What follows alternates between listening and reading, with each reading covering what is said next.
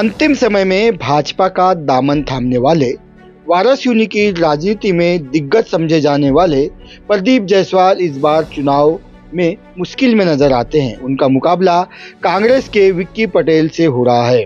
बता दें कि यहां पर गुरु चेले की लड़ाई कहकर इस विधानसभा चुनाव को संबोधित किया जा रहा है। अब देखना यह है कि गुरु चेले को मात देता है या चेला गुरु को। वाराणसी विधानसभा में चर्चा के बाद यह निष्कर्ष निकाला जा सकता है कि कांग्रेस के विक्की पटेल वाराणसी नगर, वाराणसी, डोंगरमाली और खैरलांजी क्षेत्र में भाजपा के प्रदीप जायसवाल से आगे निकलते हुए दिखाई दे रहे हैं।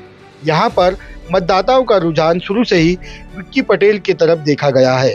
विक्की पटेल यदि चुनाव जीत रहे हैं तो उसमें प्रमुख कारण कांग्रेस की एकजुटता है, उनके प्रति लोगों की सहानुभूति और पवार समाज का एक तरफा मतदान कहीं ना कहीं उनके जीत का आधार बनते दिखाई दे रहा है।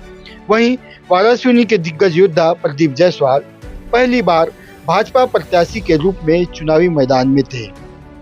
तमाम चर्चाओं के बाद यह बात उभर कर सामने आती है कि प्रदीप जायसवाल ने भाजपा में जाने का निर्णय देरी से लिया, उसका खामियाजा उन्हें भोगना पड़ सकता है। भाजपा का हर नेता और कार्यकर्ता उन्हें अपनाने में अंत तक संकोच करता रहा। इस क्षेत्र में भाजपा के स्थापित नेता या तो घर बैठ गए या कुछ नेता खुलकर विरोध करते मैदान में नजर आए।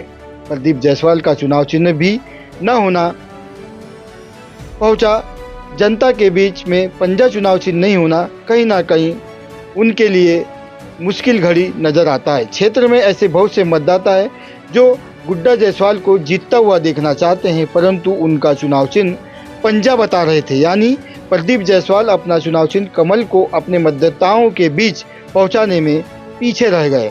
तमाम आकलनों के बाद विक्की पटेल के समर्थन में शुरुआती दौर से जो माहौल बना था वह अंत तक बना रहा। जैसा कि मतदान के दिन मतदाताओं का रुझान रहा, उससे स्पष्ट हो रहा है कि यहाँ पर कांग्रेस लंबे अंतराल से चुनाव जीत जाए तो किसी को आश्चर्य नहीं होना चाहिए। प्रदीप के समर्थक उनके जीत का आधार लाडली बहना और प्रदीप जायसवाल द्वारा कराए गए विकास कार्य को देते हैं, परंतु जमीन पर प्रदीप जायसवाल का व्यक्तिगत विरोध और जातिवाद खुलकर चला। साथ ही बसपा एवं निर्दलीय चुनाव लड़ रहे मनोज लिल्लारे भाजपा को ही नुकसान पहुंचा रहे हैं।